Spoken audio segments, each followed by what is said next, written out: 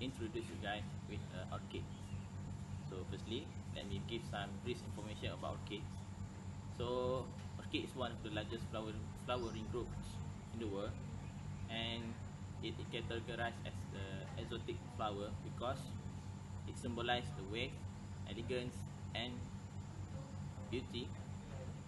Because 200 years ago, the orchids is considered only to be planted by the people who come from the upper class, because they are more they have more knowledge on orchids, and the orchids also said to be exotic because the plant is very difficult to be propagate and to flower. However, the status of the orchid has changed from time to time because we have some increase in knowledge by the people, increase in research and also development, and also technology itself. Before this, to propagate an orchid is very difficult because naturally orchid is very difficult to be propagated by the seed. But now we have a tissue culture technology, so we can propagate orchids abundantly from the. So next, we move on to the botany and morphological of the orchids.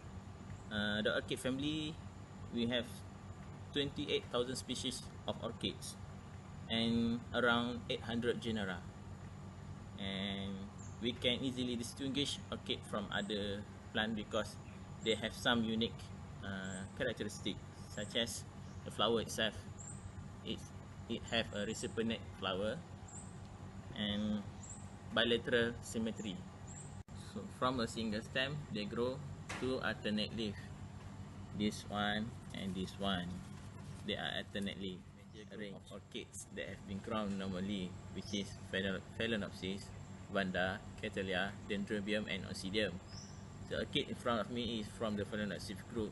The name of Phalaenopsis actually comes from the Greek words, which mean Phalaeno, that means moths, and Opsis, look alike. So, in other words, moths look alike flowers. Focus flower. There are about 60 to 80 species of Phalaenopsis that we have around the world, and in front of me is the hybrid species of Phalaenopsis that has been crossed with the Dendrobium. Phalaenopsis can be divided by two groups based on the flower shape, which is Euphalaenopsis and Stauroglottis. Hi, my name is Hanis, and today I will tell about the morphology of the Phalaenopsis.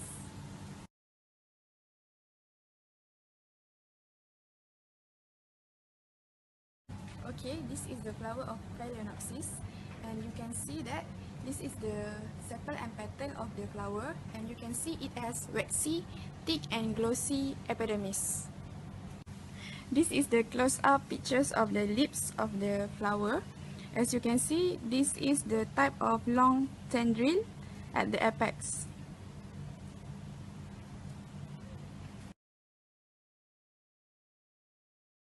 As you can see, this is the leaf of the Phalaenopsis. As you know, Phalaenopsis has no bulb structure, so where should it contain the water? So it have to contain the water or store the water in the leaf and also the roots. And you can see this is the succulent leaf covered with cuticular layer. What is the function of this? To prevent the transpiration from the leaf, and also it have to prevent pathogen introduction and UV ray damage.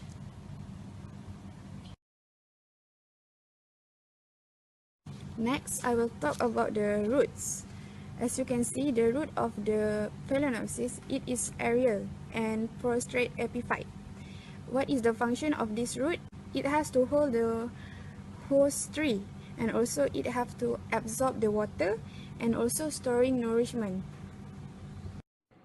Propagation of Phalaenopsis, sexual.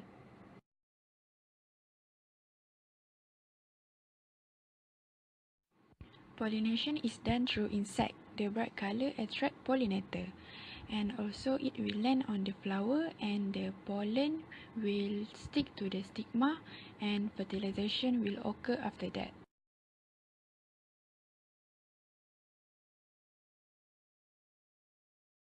Propagation through asexual.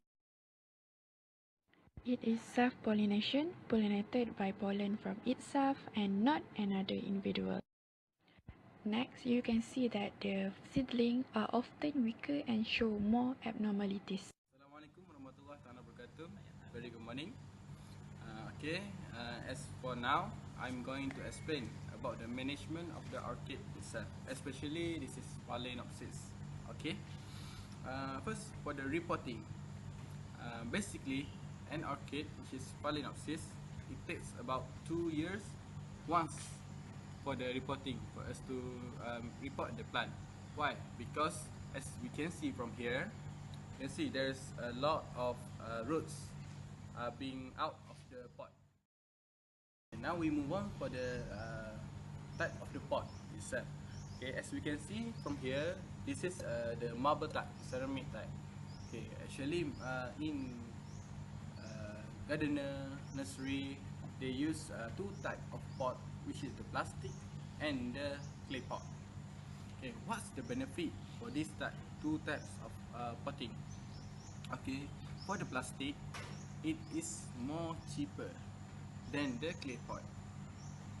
However, in terms of the management of the orchid itself, as we can see from here, the Phalaenopsis grow a bit taller rather than other type of orchid. So, in my opinion, it is better for us to use clay pot, which is because of the clay pot is a lot heavier. Okay, so it can balance the orchid for not making it to fall down. So that's one of the advantage by using clay pot rather than plastic. However, as I mentioned earlier, plastic is more cheaper and clay pot a bit costing. Now we move on for the fertilizer for the orchid. Okay, majorly fertilizer we use is NPK, which is N nitrogen for the leaf, P for the root, and K for the overall development of the orchid.